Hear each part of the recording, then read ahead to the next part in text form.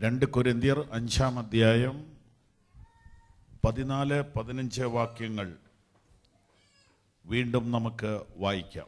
ക്രിസ്തുവിന്റെ സ്നേഹം ഞങ്ങളെ നിർബന്ധിക്കുന്നു. എല്ലാവർക്കും വേണ്ടി ഒരുവൻ മരിച്ചിരിക്കെ എല്ലാവരും മരിച്ചുവെന്നും ജീവിക്കുന്നവർ ഇനി തങ്ങൾക്കായിട്ടല്ല തങ്ങൾക്ക് വേണ്ടി മരിച്ച് ഉയർത്തവനായിട്ട് തന്നെ ജീവിക്കേണ്ടതിന് അവൻ എല്ലാവർക്കും വേണ്ടി മരിച്ചുവെന്നും ഞങ്ങൾ നിർണയിച്ചിരിക്കുന്നു. ഞങ്ങളുടെ കർത്താവേ, അങ്ങയെ ആരാധിപ്പാൻ ഞങ്ങൾക്ക് തന്ന അവസരത്തിനായി സ്തോത്രം. അങ്ങയുടെ വചനത്തിനായി ഞങ്ങൾ തിരുസന്നിധിയിൽ പ്രതീക്ഷയോടെ അടുത്തു വരുന്നു. ഞങ്ങളോട് സംസാരിക്കണമേ, യേശു കർത്താവിൻ്റെ നാമത്തിൽ തന്നെ, ആമേൻ. എല്ലാവർക്കും വേണ്ടി മരിച്ചത് യേശു കർത്താവാണ് എന്ന കാര്യം ഇന്നലെ രാത്രിയിൽ നമ്മൾ ധ്യാനിച്ചു. അവൻ എല്ലാവർക്കും വേണ്ടി ജനിച്ചു, അവൻ എല്ലാവർക്കും വേണ്ടി ജീവിച്ചു, അവൻ എല്ലാവർക്കും വേണ്ടി മരിച്ചു. എന്തിനു വേണ്ടിയാണ് അവൻ അങ്ങനെ മരിച്ചത് എന്ന ചോദ്യത്തിൻ്റെ ഉത്തരം 15-ാമത്തെ വാക്യത്തിൽ നിന്ന് ഇന്നലെ നാം കണ്ടു. അതിങ്ങനെയാണ്: നാം അവന് വേണ്ടി ജീവിക്കേണ്ടതിനത്രേ അവൻ നമുക്ക് വേണ്ടി മരിച്ചത്. അവൻ എല്ലാവർക്കും വേണ്ടി മരിച്ചു എങ്കിലും എല്ലാവരും അവന് വേണ്ടി ജീവിക്കുന്നില്ല എന്നത് എല്ലാവർക്കും അറിയാവുന്ന സത്യമാണ്. ഒന്നുകൂടെ ഞാൻ പറയാം. അവൻ എല്ലാവർക്കും വേണ്ടി മരിച്ചു എങ്കിലും എല്ലാവരും അവന് വേണ്ടി അല്ല ജീവിക്കുന്നത് എന്ന സത്യം എല്ലാവർക്കും അറിവുള്ളതാണ്. എങ്കിൽ പിന്നെ ആളുകൾ ആർക്ക് വേണ്ടി ജീവിക്കുന്നു? ആ ചോദ്യത്തിൻ്റെ ഉത്തരം കണ്ടെത്തുവാൻ അല്പ ബുദ്ധിമുട്ടുണ്ട്. ആർക്ക് വേണ്ടി ജീവിക്കുന്നു, എന്തിനു വേണ്ടി ജീവിക്കുന്നു എന്ന ചോദ്യത്തിന് ഉത്തരം കണ്ടെത്തുവാൻ നാം ശ്രമിക്കേണ്ടതാണ്. ഒരു ചിന്തകൻ ചോദ്യങ്ങളിലൂടെ മനുഷ്യനെ സത്യങ്ങൾ പഠിപ്പിക്കുന്ന ഒരു തത്വചിന്തകൻ ഒരു കുട്ടിയോട് ചോദിക്കുന്നു, നീ എവിടെ പോകുന്നു? അവൻ പറഞ്ഞു, ഞാൻ സ്കൂളിൽ പോകുന്നു. എന്തിനു പോകുന്നു? പഠിക്കാൻ പോകുന്നു. എന്തിനാ പഠിക്കുന്നേ? പെട്ടെന്ന് കുട്ടി ഉത്തരം മുട്ടി. 1 മിനിറ്റ് കഴിഞ്ഞപ്പോൾ പറഞ്ഞു, എനിക്ക് ജോലി കിട്ടാനാ പഠിക്കുന്നത്. എന്തിനാ ജോലി കിട്ടുന്നേ? അവിടെയും അല്പം പരിങ്ങിയ ശേഷം അവൻ പറഞ്ഞു, കാശ് കിട്ടാനാ. എന്തിനാ കാശ് കിട്ടുന്നേ? വണ്ടി മേടിക്കാനാ, വീട് വെക്കാനാ. എന്തിനാ വീട് വെക്കുന്നേ? ഉത്തരമില്ല. കുറച്ചു നേരം കഴിഞ്ഞിട്ട് പറഞ്ഞു, എനിക്ക് കല്യാണം കഴിക്കാനാ. എന്തിനാ കല്യാണം കഴിക്കുന്നേ? എല്ലാവരും ജീവിക്കുന്ന പോലെ ജീവിക്കാൻ. ചോദ്യകർത്താവ് ഉദ്ദേശിച്ച പോയിന്റിലെത്തി. അടുത്ത ചോദ്യം, എന്തിനാ ജീവിക്കുന്നേ? ആ കുട്ടി സ്ഥലം വിട്ടു, പിന്നെ നിന്നില്ല. എല്ലാവരുടെയും കാര്യം മിക്കവാറും ഇതൊക്കെ തന്നെയാണ്. എന്തിനാ ജീവിക്കുന്നേ എന്ന ചോദ്യത്തിന് ഉത്തരം ഇല്ല. കാരണം ആ ചോദ്യം ആരും അവരോട് തന്നെ ചോദിച്ചിട്ടില്ല. പിന്നെ ഒരു പൊതുവായ ഉത്തരം ഇതാണ്: ജനിച്ചത് കൊണ്ട് ജീവിക്കുന്നു. ജീവിക്കണ്ടേ എന്നൊരു വാക്ക് കൂടെ നമ്മൾ ഉപയോഗിക്കുന്ന കാണാം. അപ്പൊ ജനിച്ചത് കൊണ്ട് ജീവിക്കുന്നു, ജീവിക്കണ്ടേ അതുകൊണ്ട് ജീവിക്കുന്നു, മരിക്കുന്നത് വരെ ജീവിക്കുന്നു, മരിക്കാത്തത് കൊണ്ട് ജീവിക്കുന്നു. ഇങ്ങനെയൊക്കെയാണ് ഇതിന് ഉത്തരം പൊതുവെ കിട്ടുന്നത്. എന്നാൽ നമുക്ക്, അഥവാ സൃഷ്ടാവിനെ അറിഞ്ഞവർക്ക്, രക്ഷകനെ അറിഞ്ഞവർക്ക് ജീവിതത്തിൻ്റെ ഉദ്ദേശം പിടികിട്ടിയിട്ടുണ്ട്. അവർക്കറിയാം എന്തുകൊണ്ട് ജീവിക്കുന്നു, എന്തിനായിട്ട് ജീവിക്കുന്നു. അവൻ ജീവിക്കുന്നത് കൊണ്ട് നാം ജീവിക്കുന്നു. അവൻ അനുവദിച്ചത് കൊണ്ട് നാം ജീവിക്കുന്നു. അവന് വേണ്ടി നാം ജീവിക്കുന്നു. അതെ, എല്ലാവർക്കും വേണ്ടി ഒരുവൻ മരിച്ചിരിക്കെ എല്ലാവരും മരിച്ചു എന്നും ജീവിക്കുന്നവർ ഇനി തങ്ങൾക്കായിട്ടല്ല തങ്ങൾക്ക് വേണ്ടി മരിച്ച് ഉയർത്തവനായിട്ട് തന്നെ ജീവിക്കേണ്ടതിന് അവൻ എല്ലാവർക്കും വേണ്ടി മരിച്ചു. പ്രിയരെ, നമുക്ക് വേണ്ടി മരിച്ച കർത്താവിന് വേണ്ടി ജീവിക്കുക എന്ന അസുപ്രധാനമായ സത്യത്തിലേക്ക് ഇന്ന് രാത്രി നമ്മുടെ മനസ്സ് നമുക്ക് തുറക്കാം, നമ്മുടെ ഹൃദയം നമുക്ക് ഏകാഗ്രമാക്കാം. അവന് വേണ്ടി ജീവിക്കുക എന്ന ആശയം വ്യക്തമാക്കുന്ന ചില വചനങ്ങൾ ആദ്യമേ നമുക്ക് നോക്കാം.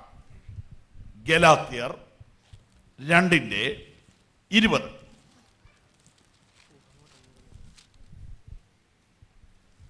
ഞാൻ ക്രിസ്തുവിനോട് കൂടെ ക്രൂശിക്കപ്പെട്ടിരിക്കുന്നു. ഇനി ജീവിക്കുന്നത് ഞാനല്ല, ക്രിസ്തുവത്രേ എന്നിൽ ജീവിക്കുന്നു. ഇപ്പോൾ ഞാൻ ജഡത്തിൽ ജീവിക്കുന്നതോ എന്നെ സ്നേഹിച്ച് എനിക്ക് വേണ്ടി തന്നെത്താൻ ഏൽപ്പിച്ചു കൊടുത്ത ദൈവപുത്രങ്കിലുള്ള വിശ്വാസത്താൽ അത്രേ ജീവിക്കുന്നത്. ഈ വാക്യം വായിച്ചത് നിങ്ങൾ കേട്ടു. നിങ്ങളുടെ ബൈബിളിൽ നിങ്ങൾക്കത് കണ്ടുപിടിച്ച് നോട്ട് ചെയ്യാമോ? നമ്മൾ അധികവും വായിക്കുന്നത് സങ്കീർത്തനമാണെന്നാണ് എനിക്ക് തോന്നുന്നത്. നമ്മൾ അധികവും കേൾക്കുന്നതും സങ്കീർത്തനത്തിൽ നിന്നുള്ള പ്രസംഗമാണെന്നാ എൻ്റെ ഒരു കാൽക്കുലേഷൻ. അതിപ്പം പെട്ടെന്ന് പരിഹരിക്കാനൊന്നും പറ്റുകയില്ല, അങ്ങനെ ഒരു സാഹചര്യത്തിൽ അതിൻ്റെ കിടപ്പ്.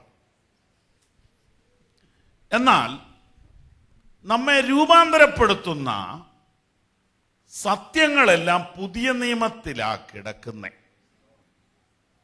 പുതിയ നിയമ സത്യങ്ങൾ കഥ പറയുന്ന പോലെ പറയാൻ പറ്റൂല. ദാവീദ് ഗോലിയാത്തിനെ എറിഞ്ഞ കഥയോ മരുഭൂമിയിലൂടെ ഉഴന്നു നടന്ന കഥയോ ഒന്നും പറയുന്നത് പോലെ പുതിയ നിയമ സത്യങ്ങളെ പറഞ്ഞു തരാനോ പഠിപ്പിക്കാനോ എളുപ്പം അല്ല. പക്ഷേ പറയേണ്ടതും പഠിപ്പിക്കേണ്ടതും പഠിക്കേണ്ടതും പുതിയ നിയമ സത്യങ്ങൾ അത്രേ. അത് തികച്ചും വ്യത്യസ്തമാണ്. അതെല്ലാം ഒരു പബ്ലിക് മീറ്റിംഗിൽ കാര്യകാരണ സഹിതം വിവരിക്കുക എളുപ്പമല്ല. എന്നാൽ അതിൻ്റെ ഒരു സൂചന തരാം. നിങ്ങൾ ബൈബിൾ ക്ലാസ്സുകളിൽ അറ്റൻഡ് ചെയ്യാമെങ്കിൽ ഇക്കാര്യങ്ങൾ വിശദമാക്കാം.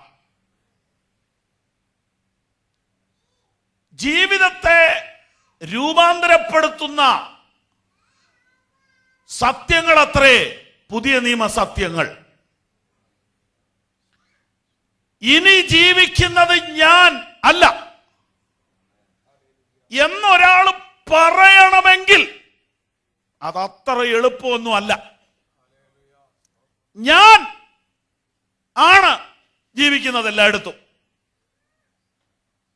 ഞാൻ എനിക്ക് വേണ്ടിയാ എല്ലാം ചെയ്തുകൊണ്ടിരിക്കുന്നത്. എന്നാൽ അതിൽ നിന്ന് വിപ്ലവകരമായൊരു മാറ്റമാണ് ഗലാത്യർ 2:20 സൂചിപ്പിക്കുന്നത്. ഇനി ജീവിക്കുന്നത് ഞാനല്ല. അങ്ങനെ പറയാൻ തനിക്ക് സാധിച്ചത് ഇനി എന്ന് പറയുന്ന ആ ഒരു സാധനം ഉണ്ടല്ലോ, ഇനി. വാക്യം ഒന്നുകൂടെ വായിച്ചോ. വാക്യം, ക്രിസ്തുവിനോട് കൂടെ ക്രൂശിക്കപ്പെട്ടിരിക്കുന്നു. ഇനി ജീവിക്കുന്നത് ഞാനല്ല. ആ ഇനി എന്ന് പറഞ്ഞാൽ ഇനി മുതൽ, ഇപ്പോൾ മുതൽ എന്ന് പറയുന്ന ഒരു ടേണിംഗ് പോയിന്റ് ഈ മനുഷ്യന്റെ ജീവിതത്തിലുണ്ട്. അത് നിങ്ങളുടെ ജീവിതത്തിൽ, എൻ്റെ ജീവിതത്തിൽ ഉണ്ടായെങ്കിലേ ഈ പറയുന്നത് തിരിയുള്ളൂ.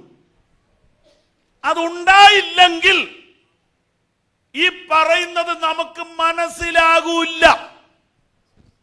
എന്താണ് ഈ ടേണിംഗ് പോയിന്റ് എന്നൊക്കെ പറയുന്നത്? അപ്പോസ്തല പ്രവൃത്തികൾ 9-ാം അധ്യായത്തിൽ ഈ മനുഷ്യന്റെ ജീവിതത്തെ മാറ്റിമറിച്ച ആ സംഭവം ഉണ്ടായി. 9:1 മുതൽ വായിക്കുന്നു, ശ്രദ്ധിച്ചു കേൾക്കാം. ശൗൽ കർത്താവിന്റെ ശിഷ്യന്മാരുടെ നേരെ ഭീഷണിയും കുലയും നിശ്വസിച്ചുകൊണ്ട് മഹാപുരോഹിതന്റെ അടുക്കൽ ചെന്നു. ദമസ്കോസിൽ ഈ മാർഗക്കാരായ വല്ല പുരുഷന്മാരെയോ സ്ത്രീകളെയോ കണ്ടാൽ അവരെ പിടിച്ചുകെട്ടി യെരുശലേമിലേക്ക് കൊണ്ടുവരത്തക്കവണ്ണം അവിടുത്തെ പള്ളികൾക്ക് അവനോട് അധികാരപത്രം വാങ്ങി. അവൻ പ്രയാണം ചെയ്ത് ദമസ്കോസിന് സമീപിച്ചപ്പോൾ പെട്ടെന്ന് ആകാശത്ത് നിന്നൊരു വെളിച്ചം അവന്റെ ചുറ്റും മിന്നി. ശ്രദ്ധിക്കൂ, ക്രിസ്തുമാർഗത്തെ ഇല്ലായ്മ ചെയ്യുവാൻ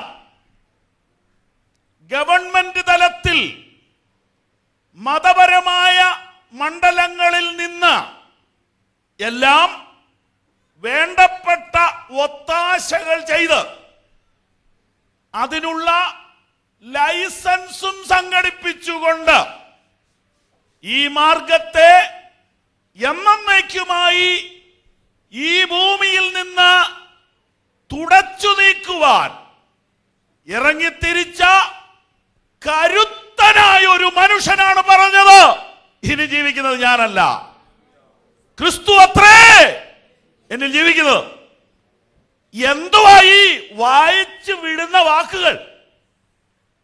price the Lord, price the Lord. വേദപുസ്തകം മുഴുവനും വായിച്ചു തീർത്തില്ലെന്നോർത്ത് നിങ്ങൾ നരകത്തിലൊന്നും പോകുകയില്ല. പക്ഷെ വായിച്ചത് മനസ്സിലാക്കിയില്ലെങ്കിൽ ചിലപ്പോൾ പോകാൻ സാധ്യതയുണ്ട്. ഞാൻ പറഞ്ഞത് എത്ര പേർക്ക് മനസ്സിലായി? വേദപുസ്തകം മുഴുവൻ വായിച്ചു തീർക്കുന്ന പ്രോജക്റ്റ് പലതുണ്ട്. അതിനുള്ള പല കലണ്ടർ കിട്ടും. നല്ലതാ, സമയമുണ്ടെങ്കിൽ തീർത്തോ. പക്ഷെ ഒരു വാക്യമെങ്കിലും ചൊവ്വേ നേരെ മനസ്സിലാക്കിയില്ലെങ്കിൽ പുസ്തകം വായിച്ചത് കൊണ്ടൊന്നും വലിയ ഗുണം കിട്ടുകയില്ല. Price the Lord. പുസ്തകം വായിച്ചത് കൊണ്ട് ഗുണം കിട്ടാനാണെങ്കിൽ ഏറ്റി കൗറിന് ആദ്യം ഗുണം കിട്ടണം. എത്ര പ്രാവശ്യം ഈ പുസ്തകം വായിച്ചെന്നറിയാവോ ദൈവം ഇല്ലെന്നൊക്കെ പറഞ്ഞുകൊണ്ട് നടക്കുന്നേ?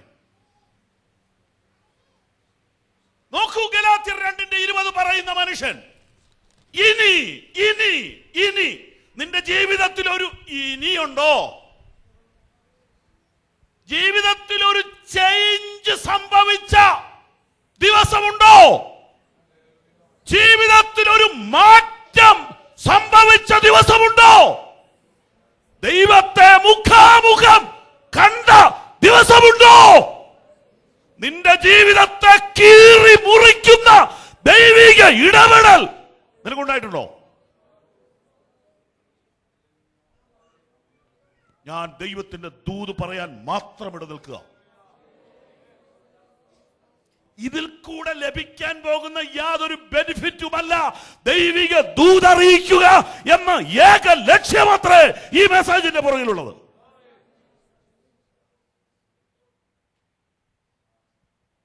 എല്ലാരും പോകുന്ന പോലെ ഞാനും പോകുന്നു, കൂടി നടക്കുന്നു, പെന്തിക്കോസിൽ പോകുന്നു, പള്ളിയിൽ പോകുന്നു. ഇതൊന്നും അല്ല എന്റെ വിഷയം. ജീവിതത്തിൽ ഒരു ചേഞ്ച് വന്നിട്ടുണ്ടോ എന്നെങ്കിലും? ഇതാ ക്രിസ്തു മാർഗത്തെ കൊന്നൊടുക്കുകയല്ലാതെ ഇതിനെ അവസാനിപ്പിക്കാനൊക്കെയല്ല. എന്തുകൊണ്ട്? ആശയത്തെ ആശയം കൊണ്ട് വേണം ഖണ്ഡിക്കാൻ. പക്ഷെ ക്രിസ്തു മാർഗത്തെ ഖണ്ഡിക്കാൻ ഒരു ആശയം യഹൂദ മതത്തിലില്ല, ഒരു മതത്തിലും ഇല്ല. മനസ്സിലാവുന്നുണ്ടോ? മതത്തെ മതം കൊണ്ട് ഖണ്ഡിക്കണം, പുസ്തകത്തെ പുസ്തകം കൊണ്ട് ഖണ്ഡിക്കണം, ആശയത്തെ ആശയം കൊണ്ട് ഖണ്ഡിക്കണം. പക്ഷെ സുവിശേഷത്തിലെ മഹത്തായ ആശയത്തെ ഖണ്ഡിക്കാൻ ഇന്നുവരെ ഒരാശയവും ഭൂമിയിൽ ഉണ്ടായിട്ടില്ല. അതുകൊണ്ടാണ് ഇവരെ കൊല്ലെറിഞ്ഞു കൊല്ലണം തീരുമാനിച്ചത്. അതുകൊണ്ടാണ് വെട്ടിക്കൊല്ലണം, ബോംബിട്ട് കൊല്ലണം, തല്ലി ഓടിക്കണം, വീട്ടിൽ കയറ്റാതിരിക്കണം എന്നൊക്കെ പറയുന്നതിന്റെ കാര്യത. എന്തിനേറെ മതിലേൽ എഴുതി വെച്ച വാക്യത്തെ പോലും താറ് കോരി ഒഴിക്കുന്ന എന്തിനാ? ഈ വാക്യം എന്നാ നിങ്ങളെ കടിക്കൂ? നിങ്ങളെ പിടിക്കുവോ? നിങ്ങളെ ഉന്തിയിടുവോ? ഇല്ല. അപ്പൊ നിങ്ങൾക്കിത് കാണുമ്പോൾ പേടിയുണ്ടല്ലേ? ഉണ്ട്. മനസ്സിലാക്കണം നിന്റെ കയ്യിലിരിക്കുന്ന പുസ്തകത്തിന്റെ ശക്തി, നീ വായിക്കുന്ന, നീ പ്രാർത്ഥിക്കുന്ന വചനത്തിന്റെ ശക്തി നീ മനസ്സിലാക്കണം. ഇതൊരു ചുവരയിൽ എഴുതിയത് കാണുമ്പോൾ അവന്റെ ചങ്ക് പിടയ്ക്കുക. ചുവരയിൽ എഴുതിയ വാക്യം കാണുമ്പോൾ അവന്റെ ചങ്ക് പിടയ്ക്കുക. അവൻ എന്തെങ്കിലും അതിന് മുകളിൽ തേച്ചാലേ ഉറക്കം വരുള്ളൂ.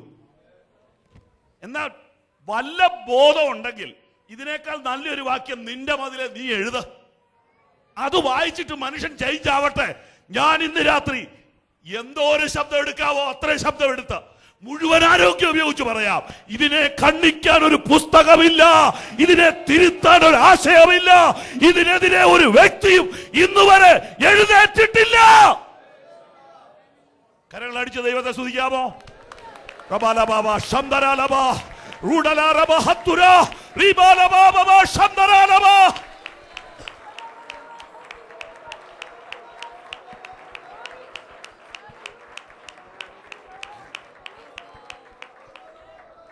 അവനൊപ്പം പറയാൻ ഒരാളുമില്ല, അവനെ പോലാരാധ്യരാരുമില്ല. അവനൊപ്പം പറയാൻ ഒരാളുമില്ല, അവനെ പോലാരാധ്യരാരുമില്ല.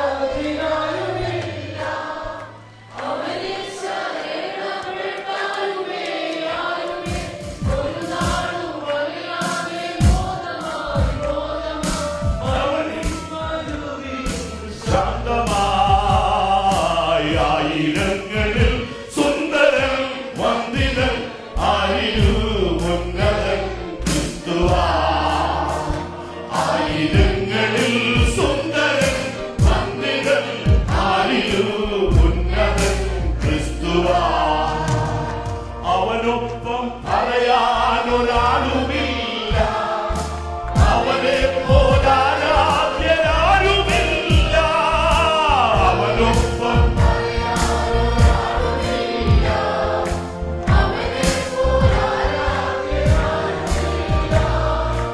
അവനിൽ ശരണപ്പെട്ടാരുമേ ആരുമേ ഒരു നാളും അലയാതെ ബോധമായി ബോധമാ.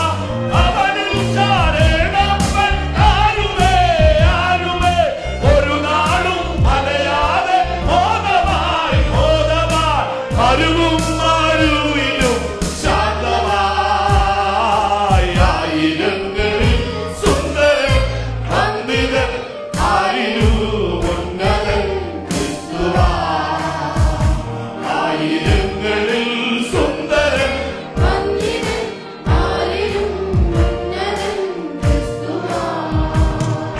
ശൗൽ എന്ന ചെറുപ്പക്കാരൻ ആകെ കൂടി ഒന്ന് പഠിച്ചപ്പോ മനസ്സിലായി, ഇതിനെ പുസ്തകം കൊണ്ട് കണ്ടിക്കാൻ പറ്റുകയില്ല, ഇതിനെ പ്രസംഗിച്ച് കണ്ടിക്കാൻ പറ്റുകയില്ല, വിരട്ടിയാലും നടക്കുകയില്ല, കൊന്നു തന്നെ തീർക്കണം. അതുകൊണ്ടാണ് ലോകത്തിൽ ഇത്രയും രക്തസാക്ഷികൾ ഉണ്ടായത്. ഒരു പാർട്ടിക്കും ഇത്രയും രക്തസാക്ഷികളുടെ ഫണ്ടില്ല, ഡിപ്പോസിറ്റ് ഇല്ല, ഒരു മാർഗത്തിലും ഇത്രയും പീഡനം അനുഭവിച്ച ഒരു കൂട്ടരില്ല. എന്തുകൊണ്ടാണെന്ന് അറിയാമോ? ഇതിനെ ഖണ്ഡിക്കാൻ ഒരു പുസ്തകമില്ല, ഇതിനെ എതിർക്കാൻ ഒരു വ്യക്തിയെ ഉയർത്തി കാണിക്കാൻ ഒരു മതത്തിനുമില്ല, അവനൊപ്പം പറയാൻ ഒരാളില്ല. അതുകൊണ്ട് ശൗല് തീരുമാനിച്ചു ഇതിനെ കൊല്ലണം. കൊല്ലാൻ പോയാൽ ഇവര് തിരിച്ചു തല്ലിയാലെന്ന് ഉറപ്പാ. എന്നാൽ ഗവൺമെന്റ് തലത്തിൽ ഒരു മുൻകരുതൽ വേണം. അതിന് മഹാപുരോഹിതന്റെ കയ്യിൽ നിന്ന് ഒരു പേപ്പറൊക്കെ സംഘടിപ്പിച്ച് പോവുകയാണ്. പോണ വഴിക്ക് സാക്ഷാൽ ക്രിസ്തു, ക്രിസ്ത്യാനിയല്ല, സാക്ഷാൽ ക്രിസ്തു ഇടപെട്ടു. ക്രിസ്ത്യാനി ഇടപെടരുത്, ക്രിസ്തു ഇടപെടണം. ഇപ്പൊ കാലം പുരോഗമിച്ചപ്പോ ക്രിസ്ത്യാനി ഇടപെടാൻ വേണ്ടി വലിയ ബഹളം ഉണ്ടാക്കുക. ഇടപെട്ടിടത്തെല്ലാം നാണം കിട്ടുപോയതേ ഉള്ളൂ. ക്രിസ്തു ഇടപെട്ടാലേ ക്രിസ്ത്യാനിയുടെ സങ്കടത്തിന് പരിഹാരം വരുള്ളൂ. ക്രിസ്തു ഇടപെട്ടാലേ ക്രിസ്ത്യാനിയുടെ പ്രശ്നം പരിഹരിക്കപ്പെടുകയുള്ളൂ. നിന്റെ പ്രശ്നത്തിൽ ഇടപെടേണ്ടത് മനുഷ്യനല്ല. ദൂത് കേട്ടോ, ദൂതുണ്ട്, ഇടയ്ക്ക് ദൂതുണ്ട്. നീ ഒരു വിശ്വാസിയാണോ എങ്കിൽ നിന്റെ പ്രശ്നത്തിൽ ഇടപെടേണ്ടത് ദൈവമാ. നിന്റെ പ്രശ്നത്തിൽ ഇടപെടുന്നത് കർത്താവാ.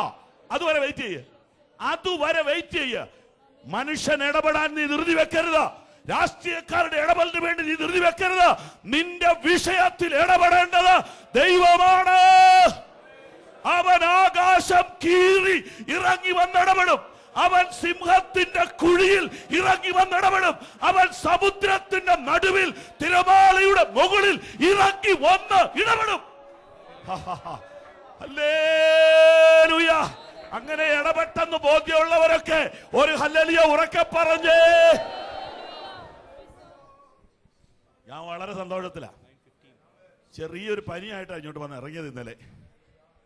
പനിയൊക്കെ മാറിയെന്നാ ഇപ്പൊ തോന്നുന്നേ. Praise the Lord. Hallelujah. Praise the Lord. Saul പോണ വഴി സാക്ഷാൽ ക്രിസ്തു ഇടപെട്ടു. ക്രിസ്ത്യാനി ഇടപെടുകയല്ല, ക്രിസ്തു ഇടപെടും. ക്രിസ്ത്യാനി ഇടപെട്ടാൽ ഒന്നും നടക്കുകയല്ല, പക്ഷെ ക്രിസ്തു ഇടപെട്ടാൽ രണ്ടിലൊന്നറിയാം. ശൗലിനോട് ഇടപെട്ടത് ഒരു ചെറിയ ലൈറ്റ് അവന്റെ കണ്ണിലോട്ടൊന്നും അങ്ങ് മിന്നി, അപ്പോഴേ താഴെ പോയി. ഇത്രേ ഉള്ളൂ. വെറുതെ ആയി വലിയ വാചകമൊക്കെ അടിക്കുന്നത്. സ്തോത്രം. ഇത് മനസ്സിലാക്കിയാൽ പിന്നെ നമുക്ക് കൂളായിട്ട് നടക്കാം. കാരണം ആരെക്കുറിച്ചെങ്കിലും ആകട്ടെ, ഭർത്താവിനെ കുറിച്ചോ അപ്പനെ കുറിച്ചോ അമ്മയെ കുറിച്ചോ അനിയനെ കുറിച്ചോ ചേട്ടനെ കുറിച്ചോ ഒക്കെ നിനക്ക് ടെൻഷൻ ഉണ്ടായിരിക്കും. ഇന്നൊരാൾ ഫോൺ വിളിച്ചിട്ട് പറഞ്ഞു, അനേക വർഷമായി പ്രാർത്ഥിക്കുന്നു, ഭർത്താവിന് ഒരു മാറ്റവും ഇല്ല. ഞാൻ ചോദിച്ചു, സഹോദരിക്ക് മാറ്റമുണ്ടോ? സഹോദരിക്ക് മാറ്റമുണ്ടോ? എന്നാ ഞാൻ ചോദിച്ചതിന്റെ അർത്ഥം എന്നറിയോ? സഹോദരിക്ക് നിരാശയുണ്ടോന്ന്. ആ ഉണ്ട്, മടുത്തെന്ന് പറഞ്ഞു. അപ്പോ കാര്യം പിടികിട്ടോ? ഇത്ര നാൾ പോയിട്ടും സഹോദരിക്ക് ശരിക്കും കർത്താവിനെ പിടികിട്ടിയിട്ടില്ല. സ്തോത്രം. ദൈവത്തിനൊരാളെ തൊടാൻ എത്ര സമയം വേണം? അപ്പൊ ദൈവം തൊടാത്തത് നീ ഇച്ചിരി ശരിയാകാനായിരിക്കും. അതെന്താ മനസ്സിലാകാത്തെ? Praise the lord. ദൈവത്തിനൊരാളെ തൊടാൻ ഒരു സെക്കൻഡ് പോരെ. സ്തോത്രം. വേറൊരു കേസ് ഞാൻ നാട്ടിൽ വെച്ച് അറ്റൻഡ് ചെയ്തോണ്ടിരിക്കുക. പപ്പ ശരിയാകാത്തതിന് മോള് പിൻമാറ്റത്തിൽ പോവുക. മനസ്സിലാവുന്നുണ്ടോ? പപ്പ ശരിയാകാത്തതിന് മോൾ ഇപ്പൊ യോഗത്തിന് വരെ നിർത്തുകയെന്ന്. ഞാൻ പറഞ്ഞു, പപ്പ ശരിയാവും, നീ പോക്കാവൂന്ന്. പപ്പ അടുത്ത ദിവസം ശരിയാവും, നീ പോക്കാവുകയും ചെയ്യും. കാരണം നിനക്ക് ഒരു ബന്ധവുമില്ല കർത്താവിനോട്. Price the lord. ദൈവത്തിനൊരാളെ തൊടാൻ ഒരു സെക്കൻഡ് വേണ്ടെന്ന ഇത് നീ തിരിച്ചറിയണം. ഒരുത്തൻ വിളയുകയാണെങ്കിൽ, ഒരുത്തൻ അഭ്യാസം എടുക്കുകയാണെങ്കിൽ, ഒരുത്തൻ അനുസരണക്കേട് കാണിക്കുകയാണെങ്കിൽ ദൈവം അനുവദിച്ചിട്ടാന്ന് ഓർത്തോണം. ദൈവം അനുവദിച്ചിട്ടാന്ന് ഓർത്തോണം. ഇല്ലെങ്കിൽ ഇന്ന് രാത്രിയിൽ മാറ്റം വന്നിരിക്കും. നീ വീട്ടിൽ ചെല്ലുമ്പോൾ രാവിലെ കണ്ട ആളല്ല ഇന്ന് രാത്രി ഇരിക്കുന്നത്. അതുപോലെ മാറ്റും. ഒരു ചെറിയ ലൈറ്റ് മിന്നി, ഈ പുള്ളിക്കാരൻ വണ്ടിയിൽ നിന്ന് താഴെ പോയി. ഇന്നത്തെ ഭാഷ പറഞ്ഞ മോട്ടോർ സൈക്കിളിൽ നിന്ന് താഴെ വീഴും.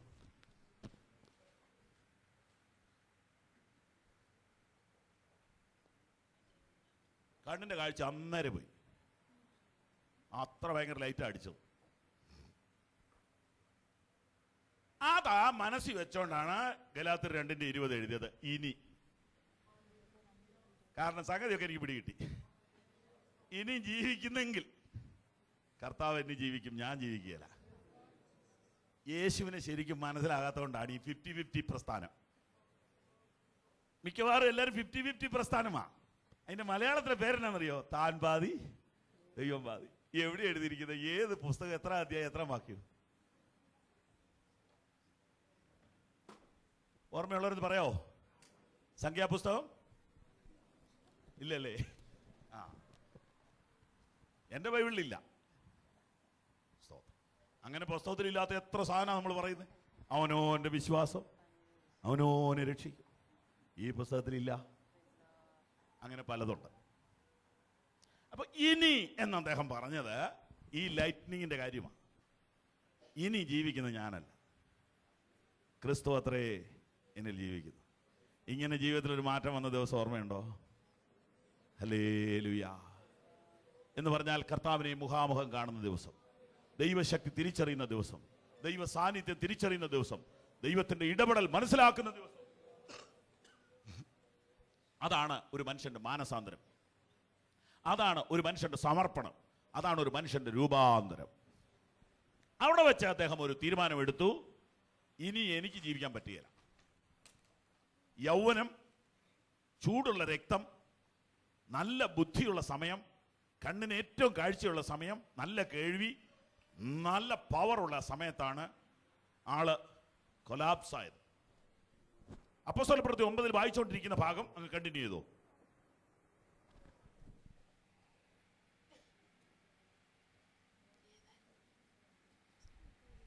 വാക്യം 3. അവൻ പ്രയാണം ചെയ്ത് ദമസ്കോസിനെ സമീപിച്ചപ്പോൾ പെട്ടെന്ന് ആകാശത്ത് നിന്ന് ഒരു വെളിച്ചം അവന്റെ ചുറ്റും മിന്നി. അവൻ നിലത്ത് വീണു. ശൗലേ, ശൗലേ, നീ എന്നെ ഉപദ്രവിക്കുന്നത് എന്തെന്ന് തന്നോട് പറയുന്ന ഒരു ശബ്ദം കേട്ടു. അന്ന് അവൻ മരിച്ചതാ. അന്ന് അവൻ ജീവിതം അവസാനിപ്പിച്ചതാ. അന്ന് തൊട്ട് അവനിൽ ജീവിച്ചത് ക്രിസ്തുവാ. ശൗലേ, എന്നെ ഉപദ്രവിക്കുന്നത് എന്ത് എന്ന് കർത്താവ് ചോദിച്ചു. വായിക്കാം.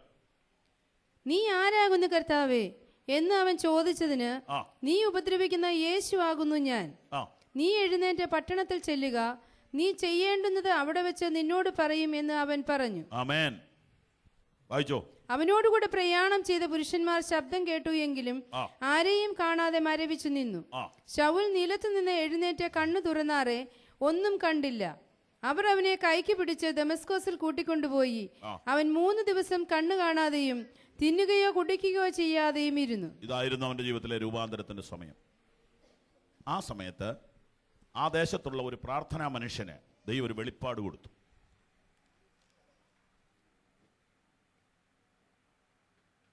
ആ വെളിപ്പാട് ഇതാണ്. തർസോസുകാരനായ ശൗല് ഒരു പ്രാർത്ഥന ആവശ്യമുള്ള സാഹചര്യത്തിൽ ഇരിക്കുന്നു. അവൻ തനിയെ പ്രാർത്ഥിച്ചുകൊണ്ടിരിക്കുകയാണ്. നീ പോയി അവന് വേണ്ടി പ്രാർത്ഥിക്കണം. പ്രാർത്ഥിച്ചുകൊണ്ടിരിക്കുന്നവർക്ക് വേണ്ടി പ്രാർത്ഥിക്കാൻ ദൈവം ചിലരെ അയക്കും. സ്തോത്രം. പ്രാർത്ഥിച്ചുകൊണ്ടിരിക്കുന്നവർക്ക് ആ പ്രാർത്ഥനയിൽ ലഭിക്കേണ്ട ദൂത് ലഭിപ്പാൻ, ലഭിക്കേണ്ട വിടുതൽ ലഭിക്കാൻ ദൈവം വേണമെങ്കിൽ ചിലരെ അങ്ങോട്ട് അയക്കും. അതുകൊണ്ട് പ്രാർത്ഥിക്കുന്നവർ മടുക്കാതെ പ്രാർത്ഥിച്ചുകൊള്ളുക. പ്രാർത്ഥിച്ചുകൊണ്ടിരിക്കുന്ന വിഷയത്തിന് മടുക്കാതെ പ്രാർത്ഥിച്ചുകൊള്ളുക. ദൂതറിയിക്കാനും വിടുതൽ അറിയിക്കാനും ദൈവം ഇന്നും തൻ്റെ അഭിഷിക്തന്മാരെ അയക്കും. പ്രാർത്ഥിച്ചുകൊണ്ടിരിക്കുന്നു എന്നാണ് വാക്യം 11 പറയുന്നത്. അവൻ പ്രാർത്ഥിക്കുന്നു. അവനെ അടുക്കൽ ചെന്ന് നീ അവന് വേണ്ടി പ്രാർത്ഥിക്കണമെന്ന് പറഞ്ഞു. ഇതൊക്കെ ദൈവികമായ ഒരു പരിപാടിയുടെ ഭാഗങ്ങളാണ്. അതൊക്കെ ഭയങ്കര ലിങ്ക്ഡാ. ദൈവം ഇതെല്ലാം ഇണക്കിയാണ് വെച്ചിരിക്കുന്നത്. ഭൂമിയുടെ ഒരു മൂലയിലിരുന്ന് നീ പ്രാർത്ഥിക്കുമ്പോൾ ആ പ്രാർത്ഥനയിൽ നിന്നെ സഹായിക്കാൻ വേറൊരു മൂലയിൽ ഒരുത്തനെ പറഞ്ഞു വിടുക എന്നൊക്കെ പറഞ്ഞ് ഇതിന്റെ അഡ്ജസ്റ്റ്മെന്റ് ആരുടെ കയ്യിലാണ്? ഇതെല്ലാം നിയന്ത്രിക്കുന്ന ഒരു ദൈവമുണ്ട്. നീ നിന്റെ കൊച്ചുമുറിയിൽ ഈ ചൂടുള്ള ദിവസങ്ങളിൽ തറയിൽ മുട്ടുകുത്തി പ്രാർത്ഥിക്കുക, കർത്താവേ എൻ്റെ വിഷയത്തിനൊരു പരിഹാരം വേണമെന്ന്. നിന്നെ സഹായിക്കാൻ മറ്റൊരു സ്ഥലത്തു നിന്നൊരു അഭിഷിക്തനെ നിന്റെ വീട്ടിലോട്ട് പറഞ്ഞു വിട്ട് ആ കെട്ടഴിപ്പിക്കാൻ ദൈവത്തിന് കഴിയും. ഞാനത് വിശ്വസിക്കുന്നു. വിശ്വസിക്കുന്നവർ കരങ്ങൾ ഉയർത്തി ദൈവത്തിന് സ്തോത്രം ചെയ്യാം. അങ്ങനെ ഈ മനുഷ്യൻ അവിടെ പോയി. അനന്യാസ് എന്ന് പറയുന്ന മനുഷ്യൻ തനിക്ക് വേണ്ടി പ്രാർത്ഥിക്കുന്നതായിട്ട് അദ്ദേഹം സ്വപ്നത്തിൽ ദർശനത്തിലും കണ്ടു. പക്ഷെ അനന്യാസിന് പോകാനൊരു മടി. കർത്താവ് അനന്യാസിനെ നിർബന്ധിച്ച് പറഞ്ഞു വിട്ടു. അനന്യാസ് അവിടെ ചെന്ന് പ്രാർത്ഥിച്ചു. അങ്ങനെ അവൻ ജീവിതത്തിൽ വ്യത്യസ്തനായി. വാക്യം 17-18. അങ്ങനെ അനന്യാസ് ആ വീട്ടിൽ ചെന്ന് അവന്റെ മേൽ കൈവച്ചു. ശൗലേ, സഹോദര, നീ കാഴ്ച പ്രാപിച്ച് പരിശുദ്ധാത്മ പൂർണ്ണനാകേണ്ടതിന് നീ വന്ന വഴിയിൽ നിനക്ക് പ്രത്യക്ഷനായ യേശു എന്ന കർത്താവ് എന്നെ അയച്ചിരിക്കുന്നു എന്ന് പറഞ്ഞു. ഉടനെ അവന്റെ കണ്ണിൽ നിന്ന് ചെതിമ്പൽ പോലെ വീണു. കാഴ്ച ലഭിച്ച് അവൻ എഴുന്നേറ്റ് സ്നാനമേൽക്കുകയും ആഹാരം കൈക്കൊണ്ട് ബലം പ്രാപിക്കുകയും ചെയ്തു. ശ്രദ്ധിച്ചേ പ്രിയപ്പെട്ടവരെ, ഒരു മനുഷ്യന്റെ മാനസാന്തരം, സ്നാനം, പരിശുദ്ധാത്മ നിറവ്, രൂപാന്തരം എല്ലാം ഇതിലൂടെ പഠിക്കാം. സ്തോത്രം. ഇതിന് ശേഷമേ കർത്താവിന് വേണ്ടി ജീവിക്കാൻ പറ്റുള്ളൂ. ഇതിന് ശേഷമേ കർത്താവിന് വേണ്ടി ജീവിക്കാൻ പറ്റുള്ളൂ. നാം അവന് വേണ്ടി ജീവിക്കുക എന്ന് പറഞ്ഞാൽ എന്ത് എന്ന് പഠിക്കാൻ പോവുക. സമയം തീരുമ്പോൾ അങ്ങ് നിർത്തും. വലിയ വലിയ ആഴമുള്ള കാര്യമാണ് നാം ചിന്തിക്കാൻ പോകണം. അവന് വേണ്ടി ജീവിക്കുക എന്ന് പറയുന്നതിൻ്റെ സ്റ്റെപ്പാണിത്. അത് നമ്മെ ഏറ്റവും മാതൃകയോടെ കാണിച്ചു തന്നയാള് പൗലോസാണ്, ശൗലാണ്. കർത്താവ് പറഞ്ഞു, പൗലോസ് കാണിച്ചു തന്നു.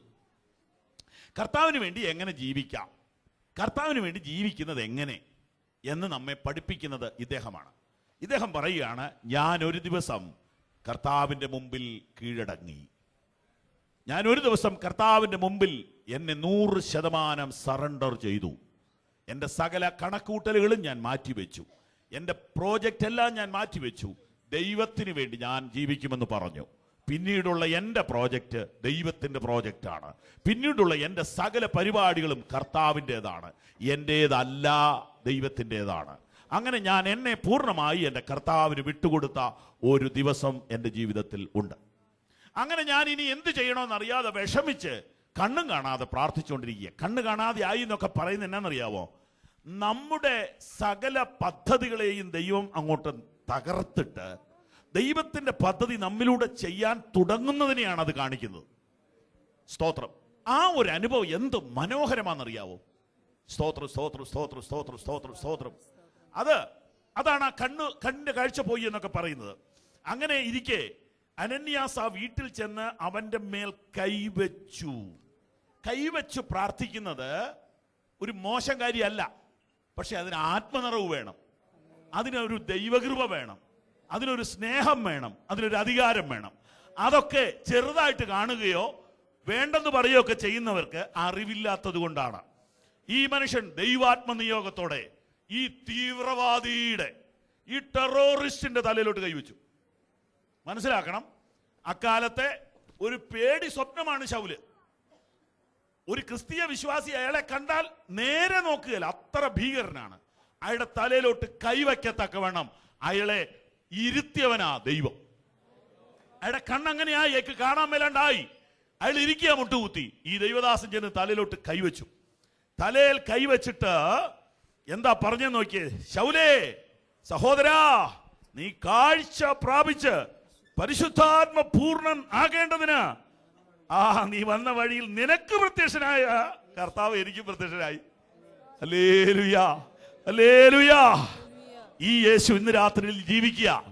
നിങ്ങൾ ഇന്നലെ ചിന്തിച്ചുകൊണ്ട് വന്ന കാര്യത്തിന് ഉത്തരം ഇന്ന് ദൈവം വചനത്തിലൂടെ പറയുമ്പോൾ ഓർത്തോണം, കർത്താവ് ജീവിക്കുന്നെന്ന്. നീ മനസ്സിൽ കണക്ക് കൂട്ടിക്കൊണ്ടുവന്ന കാര്യത്തിന് മുഴുവൻ മറുപടി എങ്ങാണ്ടെന്ന് വന്ന ഉപദേശം വിളിച്ചു പറയുമ്പോൾ ഓർത്തോണം, നിന്റെ വീട്ടിൽ ഇടപെട്ട അതേ ദൈവമാ പ്രസംഗിയാരുടെ ഹൃദയത്തിലും ഇടപെട്ടത്. ഈ ദൈവത്തിന്റെ പദ്ധതിക്കായി ഞാൻ സ്തോത്രം ചെയ്യുന്നു. ആമേൻ. അങ്ങനെ പ്രാർത്ഥിച്ചു. ഉടനെ അവന്റെ കണ്ണിൽ നിന്ന് ചെത്തുമ്പൽ പോലെ വീണു. എനിക്കതെന്ത് വ്യാഖ്യാനിച്ചിട്ട് മനസ്സിലാകാത്ത കാര്യമാണ്. മനുഷ്യന്റെ കണ്ണിൽ ചെതുമ്പലുണ്ടോ? ഏതായാലും വീണെന്ന് പുസ്തകത്തിൽ എഴുതിയിരിക്കുന്നു. ഒരു കാര്യം വ്യക്തമാണ്, അവന്റെ കാഴ്ചപ്പാട് അന്ന് മാറി. അവൻ അന്ന് വരെ കാണാത്തത് അന്ന് തൊട്ട് കാണാൻ തുടങ്ങി. അതുമാത്രമല്ല, അന്ന് വരെ വിലയേറിയത് എന്ന് പറഞ്ഞ പലതിനെയും അവനിപ്പോ വില കുറഞ്ഞത് എന്ന ലിസ്റ്റിലോട്ട് മാറ്റി. അന്ന് വരെ ഒന്നാമത് എന്ന് പറഞ്ഞിരുന്നതിനെ അവനിപ്പോ 9ാമതിലോട്ട് മാറ്റി. അന്ന് വരെ വളരെ പുറകെ കിടന്നതിനെ അവനിപ്പോ മുമ്പിലോട്ട് കൊണ്ടുവന്നു. അന്ന് വരെ ശത്രു എന്ന് പറഞ്ഞത് ഇപ്പൊ മിത്രമായി, പിശാചെന്ന് പറഞ്ഞത് ഇപ്പൊ ദൈവമായി, കൊന്നൊടുക്കണമെന്ന് വിളിച്ചവരെല്ലാം സഹോദരങ്ങളായി മാറി. ഇങ്ങനെ കണ്ണിന് മാറ്റം വരുത്തുന്ന ദൈവ പ്രവർത്തിക്കായി ഞാൻ സ്തോത്രം ചെയ്യുന്നു. ആ ചെതുമ്പല് ഇന്ന് രാത്രിയിലും ചിലരുടെ കണ്ണിൽ നിന്ന് താഴെ വീഴണം. എന്താണ് ആ ചെതുമ്പല്? ലോകസ്നേഹത്തിന്റെ ചെതുമ്പൽ, ലൗകികതയുടെ ചെതുമ്പൽ, അഹങ്കാരത്തിന്റെ ചെതുമ്പൽ, സ്തോത്രം, കുടുംബശ്രേഷ്ഠതയുടെ ചെതുമ്പൽ, സ്വയം അവനവന്റേതെന്ന് തോന്നുന്ന പലതുമുണ്ട്.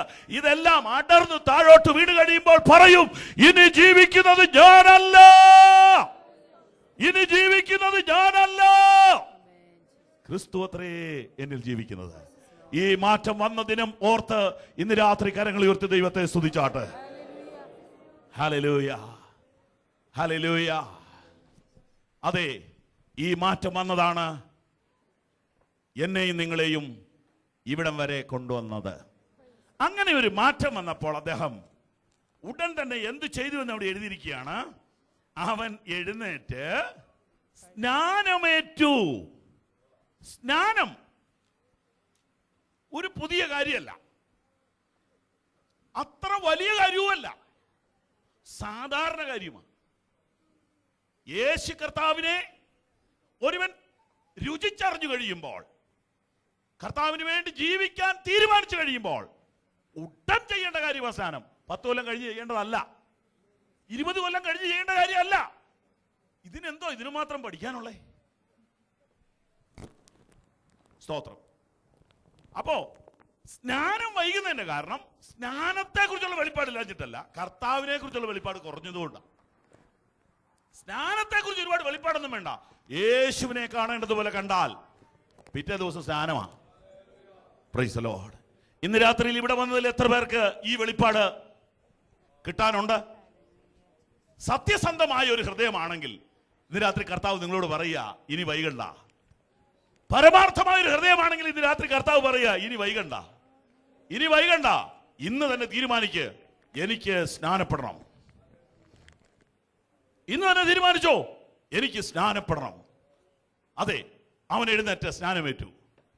സ്നാനത്തിന്റെ അർത്ഥം എന്താ? സ്നാനത്തിന്റെ അർത്ഥം കർത്താവിനോടുകൂടെ മരിച്ചു, കർത്താവിനോടുകൂടി അടക്കപ്പെട്ടു, കർത്താവിനോടുകൂടി ഉയർത്തെഴുന്നേറ്റു. ഇനി ജീവിക്കുന്നത് ഞാനല്ല, ക്രിസ്തു അത്രേ എന്നിൽ ജീവിക്കുന്നത്. സത്യം മനസ്സിലായെങ്കിൽ കരങ്ങൾ ഉയർത്തി ഹല്ലേലൂയ പറഞ്ഞാട്ടെ. ഈ രാത്രിയിൽ ഈ യോഗത്തിൽ സംബന്ധിക്കുന്ന എത്ര പേർ യഥാർത്ഥമായി യേശു കർത്താവിന് വേണ്ടി ജീവിതം സമർപ്പിച്ചിട്ടുണ്ട്? ഇനി ഞാൻ എനിക്കായിട്ടല്ല ജീവിക്കുന്നത്, ഞാൻ കർത്താവിനായിട്ട് ജീവിക്കും. ഇനി ഞാൻ എനിക്ക് വേണ്ടിയല്ല ജീവിക്കുന്നത്, ഞാൻ കർത്താവിനായിട്ട് ജീവിക്കും എന്ന് തീരുമാനിക്കുവാൻ പരിശുദ്ധാത്മാവ് നിങ്ങളോട് ഇന്ന് രാത്രിയിൽ ശാന്തമായി ബുദ്ധി പറയും. അത് ജീവിതത്തിൻ്റെ ഒരു ടേണിംഗ് പോയിന്റാണ്. ഒരു ജീവിതം മാറ്റിമറിക്കുന്ന ഒരു സ്ഥലമാണ്, ഒരു സമയമാണ്. അതേത് പ്രായത്തിലും ആകാം. അങ്ങനെ നിങ്ങളുടേതായ എല്ലാ പദ്ധതികളും താഴെ വെച്ചിട്ട് കർത്താവിന് വേണ്ടി ജീവിതം ഇന്ന് രാത്രി സമർപ്പിക്കാമോ? അത്രമാത്രം നിങ്ങളെ അവൻ സ്നേഹിച്ചു, അത്രമാത്രം അവൻ നമ്മെ സ്നേഹിച്ചാണ് നമുക്ക് വേണ്ടി ക്രൂശിൽ മരിച്ചത്. അതുകൊണ്ട് ഇനി ഞാൻ അവന് വേണ്ടി ജീവിക്കും എന്ന് വാഗൊണ്ട് പറയുകയല്ല, അത് അക്ഷരാർത്ഥത്തിൽ നടപ്പിൽ വരുത്തണം. സ്നാനം കൊണ്ട് മാത്രം അത് തീരുന്നില്ല. സ്നാനം അതിൻ്റെ ഒരു സമർപ്പണം മാത്രമാണ്. എങ്കിലും അവിടേക്കൊന്ന് വരാതെ, അതിൽ കൂടെ കടക്കാതെ അപ്പുറത്തേക്ക് പോകാൻ പറ്റൂലല്ലോ. അതുകൊണ്ട് പ്രിയരെ, യഥാർത്ഥത്തിൽ രക്ഷിക്കപ്പെടുക, മാനസാന്തരപ്പെടുക, പുതു സൃഷ്ടിയാകുക, രൂപാന്തരപ്പെടുക, സമർപ്പിക്കുക എന്നീ പേരുകളിൽ പറയുന്ന ആ അനുഭവത്തിനായി ഇന്ന് രാത്രി നിങ്ങൾ നിങ്ങളെ തന്നെ സമർപ്പിക്കുമോ? ഒരു നിമിഷം കണ്ണുകൾ അടച്ചാട്ടെ. ഹല്ലേലൂയ. ഒരു യഥാർത്ഥ മാനസാന്തരത്തിനായി, യഥാർത്ഥ രൂപാന്തരത്തിനായി, യഥാർത്ഥ വീണ്ടും ജനനത്തിനായി, പുതു സൃഷ്ടിയുടെ അനുഭവത്തിനായി നിങ്ങൾ നിങ്ങളെ തന്നെ സമർപ്പിക്കുമോ? Hallelujah, hallelujah. ഞാൻ എൻ്റെ കർത്താവിന് വേണ്ടി ജീവിക്കും. ഞാൻ എൻ്റെ ജീവിതം പൂർണ്ണമായി യേശു കർത്താവിനായി സമർപ്പിക്കുന്നു. നമ്മൾ പള്ളിയിൽ പോകുന്നവരാണ്, പ്രാർത്ഥിക്കുന്നവരാണ്, അതൊക്കെ ശരിയാണെങ്കിലും ജീവിതം ജീവിതം ജീവിതം നിങ്ങളുടെ വ്യക്തിപരമായ കാര്യമാണ് ഇത്, കേട്ടോ. ഇത് വ്യക്തിപരമായ കാര്യമാണ്. നിങ്ങളുടെ ആ ജീവിതം ഉണ്ടല്ലോ, അത് കർത്താവിന് പൂർണ്ണമായിട്ട് സമർപ്പിക്കുന്ന ഒരു സമയമായത്. അതാണ് ശൗല് ചെയ്തത്. അതുകൊണ്ടാണ് അവൻ പറഞ്ഞത്, ഇനി ജീവിക്കുന്നത് ഞാനല്ലെന്ന്. പേടിക്കണ്ട. അങ്ങനെ നിങ്ങൾ സമർപ്പിച്ചു കഴിഞ്ഞാലുണ്ടല്ലോ, നിങ്ങളുടെ ടെൻഷനൊക്കെ കർത്താവ് അങ്ങ് എടുക്കും. നിങ്ങളുടെ മനസ്സിലെ മുഴുവൻ ഭയവും ഇപ്പോൾ മാറിപ്പോകും. നിങ്ങളുടെ ജീവിതത്തിന്റെ മുഴുവൻ ഭാരവും കർത്താവ് അങ്ങ് ഏറ്റെടുക്കും. കാരണം ഇനി ജീവിക്കുന്ന നിങ്ങളല്ല, ഇനി ജീവിക്കുന്ന നീ അല്ല, യേശു നിന്നിൽ ജീവിക്കാൻ പോവുക. ആ സമർപ്പണം ചെയ്തിട്ട് ഞാൻ ഇനി മുതൽ കർത്താവിന് വേണ്ടി ജീവിക്കും, കർത്താവ് എന്നിൽ ജീവിക്കും, ഞാൻ അതിനായി എന്നെ സമർപ്പിക്കുന്നു. കണ്ണുകൾ അടച്ചാട്ട്, പ്രാർത്ഥിച്ചാട്ട്, അല്പനേരം പ്രാർത്ഥിച്ചാട്ട്. ഹല്ലേലൂയ. ഒരു സമർപ്പണത്തിന് വേണ്ടി അയ്യോ വെച്ചത്. വേദശാസ്ത്രം മുഴുവൻ പറയാനുള്ള സമയം ഈ യോഗത്തിൽ ഇല്ല. എന്നാൽ ഒരു സമർപ്പണം അത് വളരെ വിലയേറിയതാണ്. നിങ്ങൾ അനേക യോഗത്തിൽ പോയിട്ടുണ്ടാകും, പക്ഷെ ഒരു റിയലായ സമർപ്പണം നടത്തിയിട്ടില്ലെങ്കിൽ ദിസ് ഈസ് ദ ടൈം. എൻ പേർക്കേശു മരിച്ചെന്നു ഞാൻ വിശ്വസിക്കുന്നു. എൻ പേർക്കേശു മരിച്ചെന്നു ഞാൻ വിശ്വസിക്കുന്നു. പാപമെന്നിൽ നിന്നു നീക്കാൻ യേശു രക്തം ചിന്തി. പാപമെന്നിൽ നിന്നു നീക്കാൻ യേശു രക്തം ചിന്തി. ആമേൻ. ആമേൻ. ഹല്ലേലൂയ. ഹല്ലേലൂയ. ഹല്ലേലൂയ. ഹല്ലേലൂയ. ഹല്ലേലൂയ.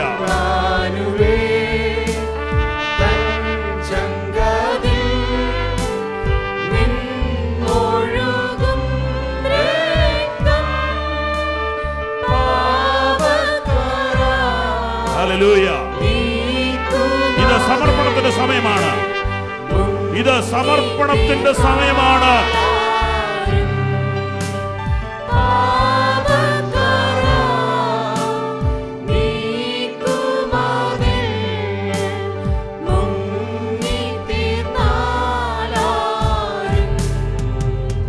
എൻ പേർക്കേശു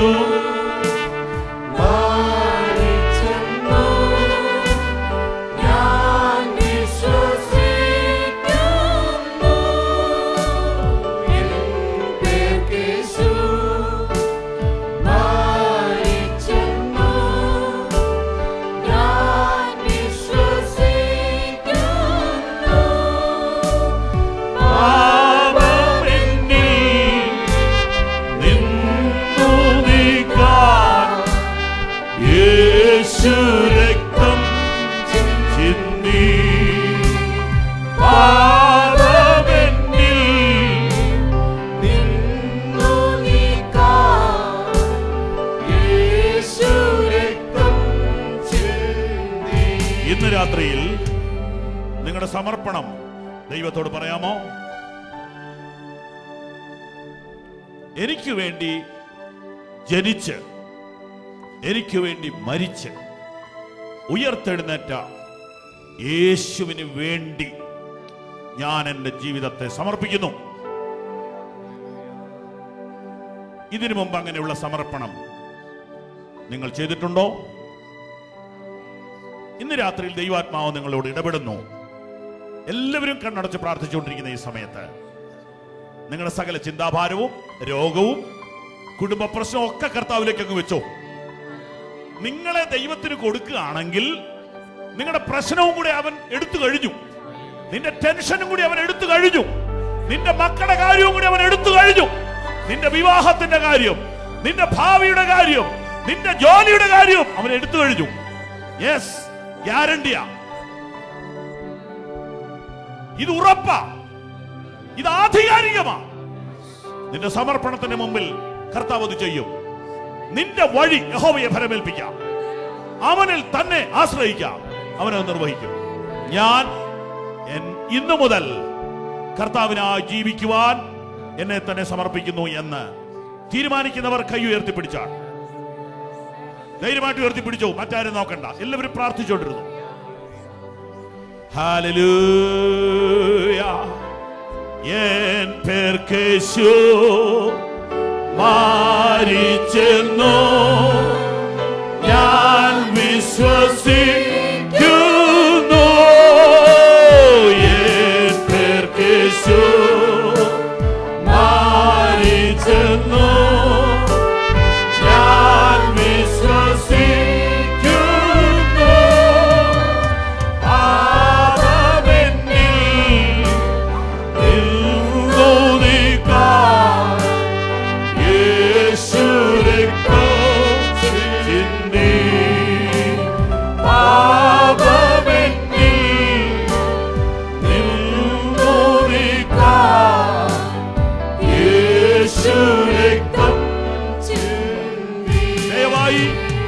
ദയവായി എല്ലാവരും കണ്ണുകളടച്ച് പ്രാർത്ഥിക്കുമ്പോൾ ആ ഉയർത്തിയ കരങ്ങളും ഇനിയും അങ്ങനെ സമർപ്പിക്കുന്നവരും കൂടെ കൈ ഉയർത്തി പിടിച്ചോ ധൈര്യമായിട്ട്. നിങ്ങളുടെ ജീവിതത്തിന്റെ മുഴുവൻ ഉത്തരവാദിത്വവും സ്വർഗത്തിലെ തമ്പുരാൻ ഇന്ന് രാത്രി ഏറ്റെടുക്കുന്നു. ഈ ഒരു സമർപ്പണത്തിന്റെ മുൻപിൽ നിങ്ങളുടെ ജീവിതം മാറി മറിയുന്നു. ഹല്ലേലൂയ, ഹല്ലേലൂയ, ഹല്ലേലൂയ. Oh Jesus. സകല ദൈവമക്കൾ പ്രാർത്ഥിച്ചാട്ടെ, ആത്മാവിൽ പ്രാർത്ഥിച്ചാട്ടെ. ഇത് വിടുതലിന്റെ സമയമാണ്, ഇത് വിടുതലിന്റെ സമയമാണ്. റബല റത്തുര റബാര ഹുദാ റിബ റബ കമാര ഹംദല ഉഷബ ബബ റസിയാലബ ഓരഗാദന ഹദ്ദുരാലബ റിബ ശമാന ഹദ്ദൽ ഖലാലബ. യേശുവിൻ നാമത്തിൽ, യേശുവിൻ നാമത്തിൽ, യേശുവിൻ നാമത്തിൽ ഇവർക്ക് വേണ്ടി ഞാൻ പ്രാർത്ഥിക്കുന്നു. ഇപ്പോൾ തന്നെ ദൈവശക്തി അവരുടെ ശരീരത്തിൽ വ്യാപരിക്കട്ടെ, അവരുടെ മനസ്സിൽ അത് വ്യാപരിക്കട്ടെ. Oh Jesus. കരങ്ങളടിച്ച് ദൈവത്തെ ആരാധിച്ചോ, കരങ്ങളടിച്ച് ദൈവത്തെ ആരാധിച്ചോ. പരിശുദ്ധാത്മാവിൽ നിറയുക.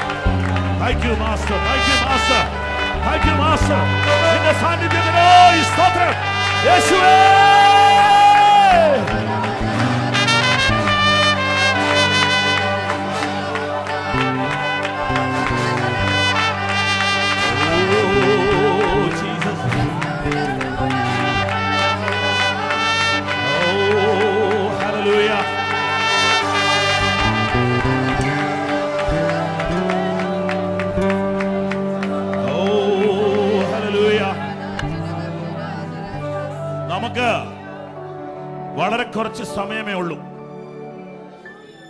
ഉള്ള സമയത്തിന്റെ പകുതി കഴിഞ്ഞു. ഇനി ഇപ്പൊ സ്തോത്രാഴ്ചയ്ക്ക് സമയം കൊടുത്താൽ പിന്നെ പ്രസംഗിക്കാൻ ഉദ്ദേശിക്കുന്നില്ല. അതുകൊണ്ട് അല്പം കൂടെ യോഗം മുന്നോട്ട് പോകാൻ പോവാ.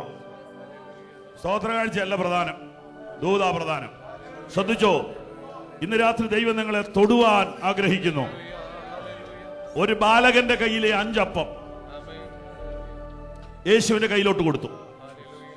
അത് സാധാരണ അപ്പമാണ്, ഒരു പാവപ്പെട്ട വീട്ടിൽ ഉണ്ടാക്കിയതാണ്, ഒരു കൊച്ചിന് കഴിക്കാനുള്ളതേ ഉള്ളൂ. അവൻ അത് കണ്ണുടച്ച് കർത്താവിന്റെ കയ്യിലോട്ട് കൊടുത്തു.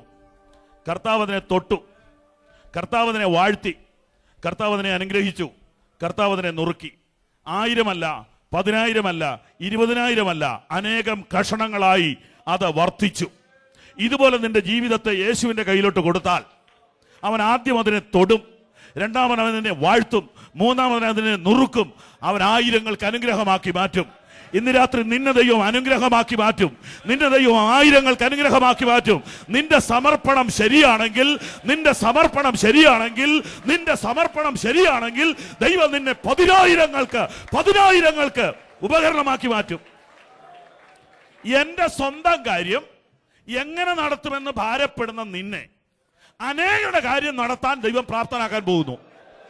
ഡേറ്റ് ഇട്ട് എഴുതിക്കോ, ഞാൻ പ്രവചിച്ചു പറയുന്നു. നിന്റെ സ്വന്തം കാര്യം നടത്തുന്നത് എങ്ങനെയെന്നോർത്ത് നീ ഭാരപ്പെടുകയാണെങ്കിൽ 1000 കാര്യം നടത്താൻ ദൈവം നിന്നെ പ്രാപ്തനാക്കാൻ പോകുന്നു. കരങ്ങൾ ഉയർത്തി ദൈവത്തെ സ്തുതിക്കുക. നിന്റെ സമർപ്പണത്തിന്റെ മുകളിൽ പ്രവർത്തിക്കുന്നവനാ ദൈവം. ഞാൻ അത്യാവശ്യത്തിന് തിയോളജി പഠിച്ചിട്ടുണ്ട്. പക്ഷെ തിയോളജിയിൽ എനിക്ക് വലിയ വിശ്വാസമൊന്നുമില്ല. പ്രസംഗശാസ്ത്രം വേണേ പഠിപ്പിക്കാം, പക്ഷെ ഞാൻ പ്രസംഗിക്കുകയില്ല. ദൈവത്തിന്റെ ആത്മാവ് നിയന്ത്രിക്കുന്നത് പോലെ ശുശ്രൂഷിക്കണമെന്ന് എന്റെ ഉള്ളിലൊരു ബോധ്യമുണ്ട്. ഇന്ന് രാത്രി ഞാൻ മനുഷ്യരെ അല്ല, ദൈവത്തെ തന്നെ പ്രസാദിപ്പിക്കുന്നു. നിങ്ങൾക്ക് വേണ്ടി എല്ലാം കൈവച്ച് പ്രാർത്ഥിക്കണമെന്ന് എനിക്കുണ്ട്. ശൗലിന് വേണ്ടി അനന്യാസ് കൈവച്ച് പ്രാർത്ഥിച്ചു. ഞങ്ങളെ ചുമതലപ്പെടുത്തിയിരിക്കുന്നത് പ്രസംഗിക്കാനല്ല, വിടുവിച്ചെടുക്കാനാ, കെട്ടു മുറിച്ചെടുക്കാനാ, രോഗികൾക്ക് സൗഖ്യം കൊടുക്കാനാ, ഭൂതങ്ങളുടെ പിടിയിൽ നിന്ന് കുടുംബങ്ങളെ വിടുവിച്ചെടുക്കുവാനാ, ശാപത്തിന്റെ ബന്ധനത്തിൽ നിന്ന് വ്യക്തികളെ സ്വതന്ത്രരാക്കുവാനാ ഞങ്ങളെ കർത്താവ് വിളിച്ചിരിക്കുന്നത്. ഹല്ലേലൂയ. ഇൻഫർമേഷൻ മാത്രം തരാനല്ല, ഒരു ഇൻസ്പിറേഷൻ കൂടെ തരാനാണ് ദൈവം ഞങ്ങളെ അയച്ചിരിക്കുന്നത്. ഹല്ലേലൂയ. അതുകൊണ്ട് സമർപ്പണം എന്ന് പറയുന്നത് എന്താണ്? സമർപ്പണം എന്ന് പറയുന്നത് നിങ്ങളുടെ ജീവിതത്തിൽ പ്രവേശിക്കാൻ സൃഷ്ടാവിനെ അനുവദിക്കുന്നു. സമർപ്പണം എന്ന് പറഞ്ഞാൽ എന്താണ്? നിങ്ങളുടെ ജീവിതത്തിൽ പ്രവർത്തിക്കാൻ സൃഷ്ടാവിനെ അനുവദിക്കുന്നു. സമർപ്പണം എന്നാൽ എന്താണ്? നിങ്ങളുടെ ജീവിതം സൃഷ്ടാവിന് കൈമാറുന്നു. എന്താ പാസ്റ്റർ ഈ പറഞ്ഞു വരുന്നത്? വിശദീകരിക്കാം. നിങ്ങളുടെ ജീവിതം നിങ്ങൾ ആപ്ലിക്കേഷൻ കൊടുത്ത് മേടിച്ചതാണോ? പത്തനംതിട്ട ജില്ലയിൽ കുമരകോട് പഞ്ചായത്തിൽ, അങ്ങനെ ഒരു പഞ്ചായത്തില്ല, പഞ്ചായത്തിൽ ആന്റണിയുടെയും സാറാക്കുട്ടിയുടെയും മകനായിട്ട് അവറാൻകുട്ടി നിർത്തം ജനിക്കണമെന്ന് അപേക്ഷ കൊടുത്തിട്ട് കിട്ടിയതാണോ? അല്ല. നീ ചോദിക്കാതെ കിട്ടിയതാ ഈ ജന്മം. ഈ കണ്ണ് ദൈവം നിനക്ക് ദാനം തന്നതാ, ഈ ചെവി നിനക്ക് ദാനം തന്നതാ, ഈ കിഡ്നി നിനക്ക് ദാനം തന്നതാ, ഈ എല്ലും ഞരമ്പും നിനക്ക് ദാനം തന്നതാ. നീ കൊണ്ടുവന്നത് ഒന്നും ഇവിടെ ഇല്ല. എന്നാൽ ദൈവം തമ്പുരാൻ എല്ലാം ഫ്രീ ആയിട്ട് വിട്ടിരിക്കുക. യൗവനക്കാരാ, യൗവനത്തിൽ നിനക്ക് ഇഷ്ടം പോലെ നടന്നു. ഇന്നലെ ഒരു ദിവസം ഞാൻ നിന്നെ പിടിക്കുമെന്ന് അതിന്റെ അർത്ഥം എഴുതിയിട്ടുണ്ട്. സുബോധം വരുമ്പോൾ, മുടിയൻ പുത്രന് സുബോധം വന്നു. സുബോധം വരുമ്പോൾ ദൈവത്തിലേക്ക് മടങ്ങി വരും. അപ്പോൾ അവൻ പറയും, എന്റെ ശ്വാസം നിന്റേതാണ്, എന്റെ ബുദ്ധി നിന്റേതാണ്, എന്റെ കണ്ണ് നിന്റേതാണ്, എന്റെ ചെവി നിന്റേതാണ്, എന്റെ ഭാഷ നിന്റെ, എന്റെ ബുദ്ധി നിന്റെ, എന്റെ ശബ്ദം നിന്റേത്, എന്റേതൊന്നുമില്ല. ഇങ്ങനെ നീ അങ്ങോട്ട് സമർപ്പിച്ചു കഴിയുമ്പോൾ നീ പഴയ ആളല്ല. ഉദാഹരണം, മോശയുടെ കയ്യിൽ ഒരു ഉണക്കവടി ഉണ്ടായിരുന്നു. എല്ലാവരും ചേർന്ന് പറഞ്ഞേ ഉണക്കവടി. കുറച്ച് പറഞ്ഞേ ഉണക്കവടി. ഉണക്കവടി കൊണ്ട് എന്നാ പറ്റൂ? എന്തിനു പറ്റൂ? ഉണക്കവടിയുടെ ഉപയോഗം എന്ന് പറഞ്ഞാട്ടെ ചായ, തീ കത്തിക്കാം. വേറെ എന്നാ? പാമ്പിനെ തല്ലിയ ഒടിഞ്ഞു പോവും. പാമ്പിനെ തല്ല നല്ല ചൂരൽ വേണം. ഇത്രയേ ഉള്ളൂ നമ്മളെ കൊണ്ടെന്നാ ഈ പറഞ്ഞു വരുന്നത്. സ്വോത്രം. ഈ സാധനം കർത്താവിന്റെ കയ്യിലോട്ട് കൊടുത്തു. ഇപ്പൊ വടിയുടെ പേരെന്നാന്നറിയോ? യഹോവയുടെ വടി. അത്രയുള്ള കാര്യം. ഇത്രയുള്ള നിന്റെ ജീവിതം ഉണക്കയാ, യൂസ്ലെസ്സാ, രക്ഷപ്പെടുകയെന്ന് ഡോക്ടർ പറഞ്ഞതാ. എന്റെ കാര്യം പറഞ്ഞാൽ മതിയല്ലോ. നിങ്ങളുടെയൊക്കെ എന്തിനാ പറയുന്നത്? നിങ്ങളുടെ ഒന്നും പറയണ്ട, എന്റെ പറഞ്ഞാൽ മതിയല്ലോ. എന്റെ പറഞ്ഞാൽ മതിയല്ലോ. Price the Lord. നെഞ്ചുവേദനയായിട്ട് 6 മാസം വീട്ടിൽ ഇരുന്നു. പോകാത്ത ആശുപത്രി ഇല്ല. ഇപ്പൊ എല്ലാവരും ഇഷ്ടപ്പെടുന്ന ആശുപത്രി ഇല്ല, ലേക്ക് ഷോർ. അവിടെ പോയി ചോദിച്ചാൽ മതി, എന്റെ ഫയൽ എടുത്ത് നോക്കാൻ പറഞ്ഞാൽ മതി. സ്വോത്രം. വേൾഡ് ഫേമസ് ആയ ആളുകളൊക്കെ പ്രാർത്ഥിച്ചു, ഒരു ഗുണവും കിട്ടിയില്ല. ആരും അറിയപ്പെടാത്ത ഒരു പാവപ്പെട്ട ഉപദേശി വന്ന് പ്രാർത്ഥിച്ചു.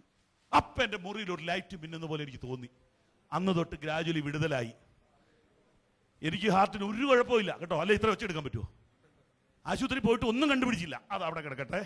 കണ്ണിന്റെ കാര്യം, കാറിടിച്ച് രാത്രി 12 മണിക്ക് നടു റോട്ടിൽ 2 ശവം, ഞാനും എൻ്റെ ഭാര്യയും. മരിച്ചെന്ന് എല്ലായിടത്തും വാർത്ത പോയത്. 12:45 ഒരു ടാക്സിക്കാരനല്ലേ വന്നു. അയാൾ ചവിട്ടി നിർത്തിയിട്ട് ഇങ്ങനെ നോക്കി ശവമാണോന്ന്. അപ്പൊ എൻ്റെ കൈ അനങ്ങുന്നുണ്ട്. അയാൾ അടുത്ത് വന്നു. ഞാൻ കണ്ണു തുറന്നു. അയാൾ വണ്ടി വെട്ടിപ്പൊളിച്ച് കുത്തിപ്പൊളിച്ച് ഞങ്ങളെ വലിച്ചെടുത്തു. അങ്ങനെയുടെ കാറിലിട്ട് പിറവ് ആശുപത്രിയിൽ എത്തിച്ചു. ആശുപത്രിയിൽ എത്തിയപ്പോ ഡോക്ടർ പറഞ്ഞു, ഈ കേസ് എടുക്കുകയില്ല, വേഗം എറണാകുളത്തിന് വിട്ടോളാൻ പറഞ്ഞു. അപ്പൊ അയാൾ ഡ്രൈവർ പറഞ്ഞു, വല്ല ഒന്ന് വെച്ച് കിട്ടുകയും ചെയ്യേ എന്ന് പറഞ്ഞ് അകത്തോട്ട് കയറ്റിയപ്പോൾ കാറുകാരൻ സ്ഥലം വിട്ടു. കാരണം അങ്ങനെയുടെ തലേ വരികയല്ലേ കേസ്. അതിൽ പിന്നെ എനിക്ക് ആ മനുഷ്യനെ കാണാൻ പറ്റിയിട്ടില്ല ഇന്ന് വരെ. ഒരു നന്ദി പറയാൻ പുള്ളിക്ക് പേടിച്ചാം. പുള്ളി പിന്നെ പെട്ടെന്ന് വന്നിട്ടില്ല. അവിടെ കിടക്കുക 2 എണ്ണം, ആർക്കും വേണ്ടാതെ. ആശുപത്രിക്കാർക്ക് ഒരു നിവൃത്തിയില്ല. ഇതിനെ എന്നാ ചെയ്യും? പലരോട് ചോദിച്ചു, ഇതിനെ അറിയുന്ന വല്ലവരും ഉണ്ടോ? അപ്പൊ അതിലെ ഒരു മനുഷ്യൻ വന്നു. ആ മനുഷ്യനോ പ്രധാന ജോലി കള്ളുകൂടിയ. പിന്നെ ഒരു ജോലിയുണ്ട്, കള്ള് വിൽപ്പന, ബ്രാൻഡി ഷാപ്പ് നടത്തുന്ന ആളാ. പുള്ളി വന്നു, എനിക്കറിയാം ഇയാൾ ഒരു ഉപദേശിയാ. പുള്ളിയുടെ കാറെ കയറ്റി. കള്ളു കുടിക്കുന്നെന്നോർത്ത് ദുഷ്ടനൊന്നും അല്ലെന്നേ, നമ്മുടെ ധാരണയൊക്കെ തെറ്റാ. ഈ മീശ കണ്ടാൽ നമ്മൾ വിചാരിക്കും ഭയങ്കരനാന്ന്. അല്ല, പാവങ്ങളാ. കാരണം ഇതിന്റെ മറവിൽ അവർ നിൽക്കുന്നു.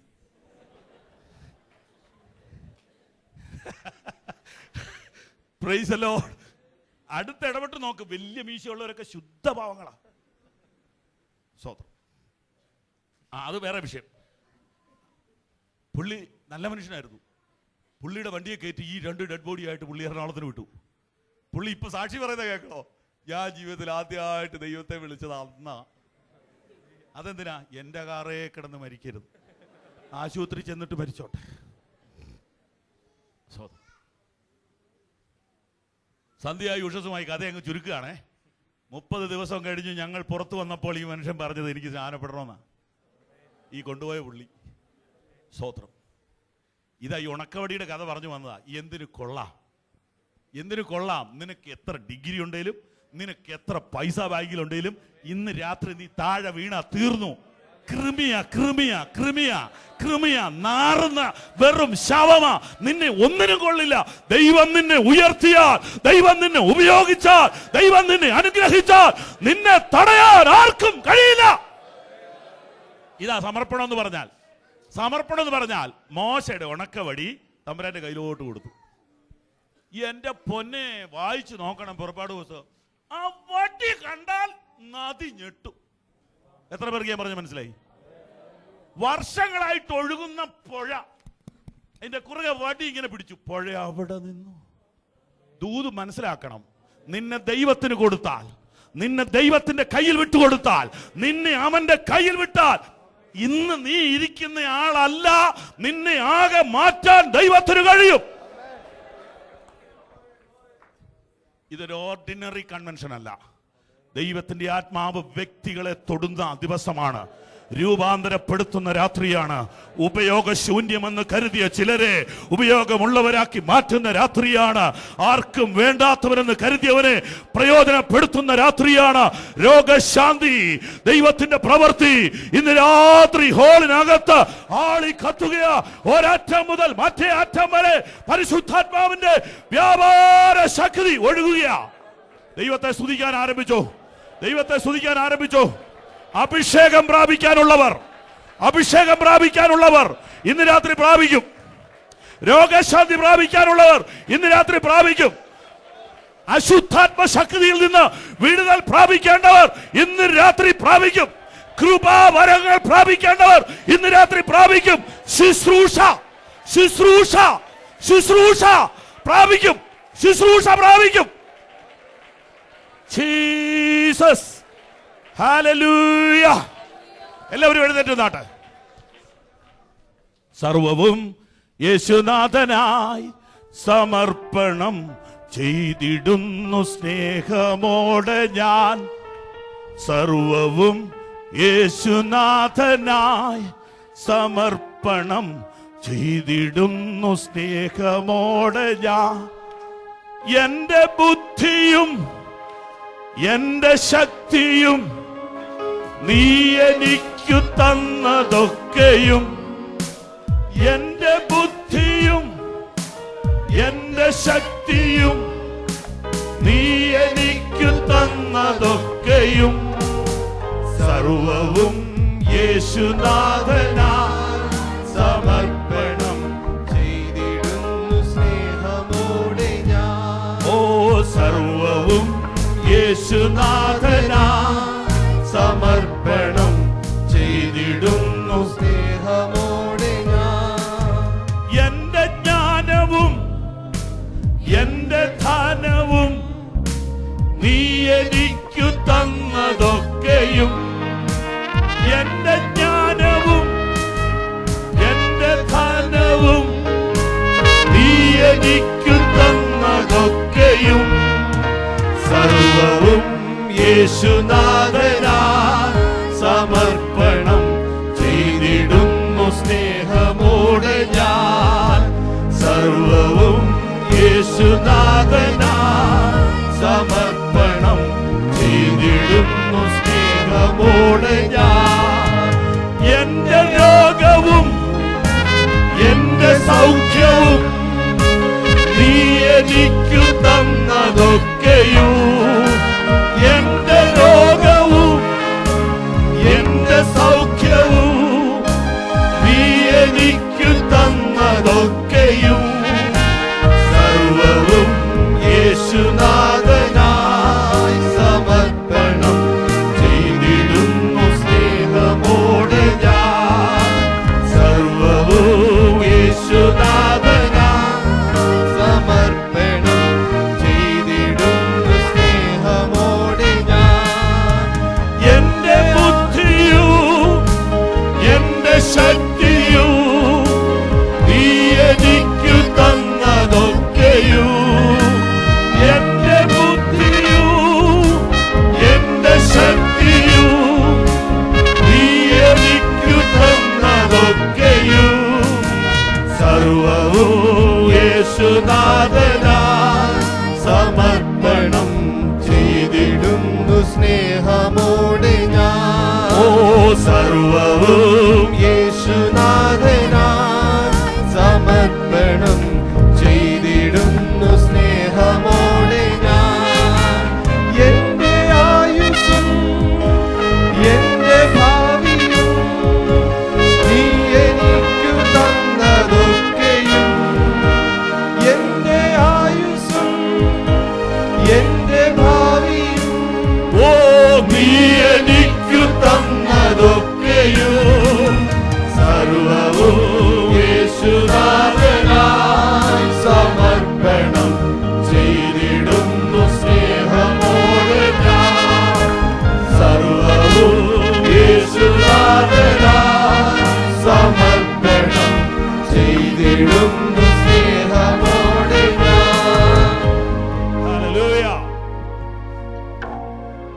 ഞാൻ നിങ്ങൾക്ക് വേണ്ടി തുടർന്നും പ്രാർത്ഥിക്കാൻ പോവുകയാണ്. എല്ലാവർക്കും വേണ്ടി മരിച്ചത് ക്രിസ്തു. പക്ഷേ എല്ലാവരും അവന് വേണ്ടി ജീവിക്കുന്നില്ല. എന്തുകൊണ്ട്? ക്രിസ്തുവിന്റെ സ്നേഹം അവർ തിരിച്ചറിഞ്ഞില്ല.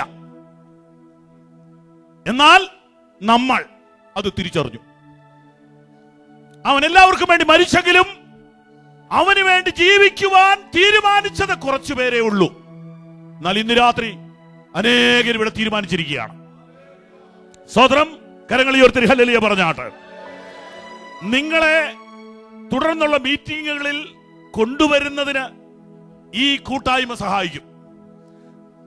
നിങ്ങൾക്ക് വാഹനമില്ലെങ്കിലോ മറ്റ് തടസ്സങ്ങളുണ്ടെങ്കിലോ ഈ ചർച്ച അതിന് സഹായിക്കും. നിങ്ങൾക്ക് വചനം പഠിപ്പിക്കുവാൻ ഈ ദൈവദാസന്മാർ നിങ്ങളെ സഹായിക്കും. നിങ്ങൾ അതിനുവേണ്ടി നിങ്ങളുടെ അഡ്രസ്സ് കൊടുത്തിട്ട് പോകുവാൻ ഡിസിഷൻ കാർഡ് വോളണ്ടിയേഴ്സ് നിങ്ങൾക്ക് പോകുമ്പോൾ തരും.